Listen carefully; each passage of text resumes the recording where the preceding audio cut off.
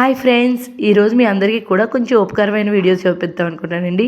ఏంటి ఉపయోగపడేదంటే మహాశివరాత్రి రోజు అందరూ అనుకుంటామండి. ఏమనుకుంటాము? జాగారం చేయాలి, శివయ్య కళ్యాణం చూడాలని. కానీ కొంతమందికి వీలు పడుతుంది, చాలామందికి వీలు పడదు. కానీ అందరి ఆశ ఒకటి, ఏంటి? కళ్యాణం చూడాలి అని. కానీ అలాంటి వాళ్ళందరూ కూడా చక్కగా కళ్యాణం వీక్షించేటట్టు సాధ్యమైనంత వరకు మా ఫ్రెండ్ వీడియో తీసుకొచ్చిందండి, త్రివేణి మిస్. ఆ వీడియోను ఒక్కసారి చూడండి. ఎంత చక్కగా తీసిందో మిస్. ఇక్కడైతే వేద పండితులు చక్కగా స్వామివారి మంత్రాలు చదువుతున్నారు. ఎంత చక్కగా ఉందో చూడండి.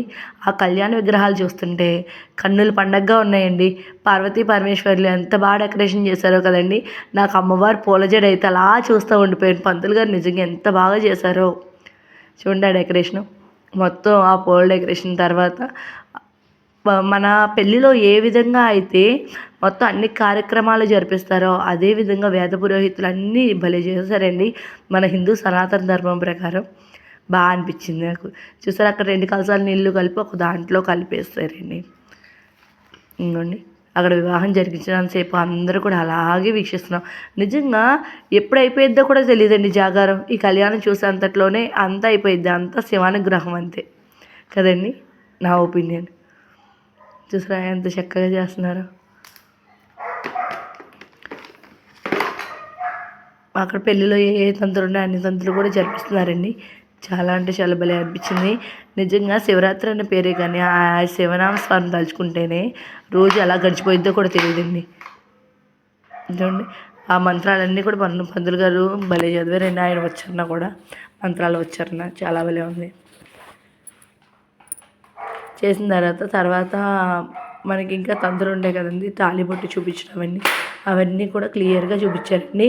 నిన్న మార్నింగ్ నుంచి ఈవినింగ్ వరకు భలే గడిచిందండి అనుకోకుండా. అసలు శివరాత్రి ఇంట్లోనే ఉండాలనుకుంటే మా ఫ్రెండ్ వచ్చి, లేదు వేరే ఊరు వెళ్దాం, అక్కడ చాలా బాగా చేస్తారని చెప్పేసి పెట్టారండి.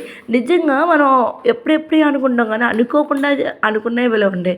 ఇక్కడ స్వామివారి అక్షంతలు అవన్నీ కూడా వేపిస్తున్నారండి. పుట్టింటోళ్ళు అత్తింటోళ్ళు తరపున పెడతారు కదా కళ్యాణం అప్పుడు, అలాగా. ఇక్కడ ఏం లేదండి, అమ్మవారి తాళిబొట్టు ఉంది కదా, అది అందరికీ చూపిస్తున్నారు. ఆయన తాళిబొట్టు అమ్మవారిది అందరూ దండం పెట్టుకుంటున్నారండి. అమ్మవారి తాళిబొట్టు కనిపిస్తుందా? చూడండి, అమ్మవారి తాళిబొట్టు అది పంతులు గారు తీసుకెళ్ళి అందరూ నమస్కారం చేసుకున్నాక ఆ తాళిబొట్టుని అమ్మవారి మెడలో శివయ్య గారు వేస్తారు. మన శివుడి వారు వేసినట్టు ఇంక పంతులు గారు పెడతారు. కనిపించిందండి తాళిబొట్టు. అదిగో అందరికీ చూపించి పార్వతమ్మకి తాళి కట్టేశారు మన శివయ్య తండ్రి. కనిపించిందండి. తర్వాత ఇక్కడ అమ్మవారి నల్లపూసలు అండి. నల్లపూసలు కనిపించినాయి క్లియర్గా. చూడండి, నల్లపూసలు అందరికి క్లియర్గా చూపిస్తున్నాడు ఆయన. చూసారా, ఆ నల్లపూసలు అన్నీ కూడా ఇప్పుడు ఆ అమ్మవారికి మళ్ళీ శివయ్య తండ్రి వేస్తారు. ఈ విధంగా మ్యారేజ్ అయితే చాలా బాగుందండి. నవవధువుర మన పార్వతీదేవి చాలా అంటే చాలా అందంగా కనిపిస్తుంది. చూసారా, కనిపిస్తుందండి. అది కొన్ని సూత్రాలన్నీ కూడా అన్నీ కలిపి పంతులు గారు వేస్తారనమాట. ఈ కళ్యాణం చూస్తున్నాను సేపు కన్నుల పండుగేనండి. నిజంగా ఎంత చక్కగా అలంకరణ చేశారా కదా ఆ మండపం మొత్తం. పెళ్లి మండపం, ఆ పెళ్లి కాలం వచ్చేసింది ఆ కళ్యాణ విగ్రహాలు పెట్టగానే. ఇదేంటి అనుకుంటున్నారు, ఇంకా కళ్యాణం అయిపోయాక తెల్లారి గట్ల అభిషేకం చేస్తారు కదండి శివయ్య వారికి.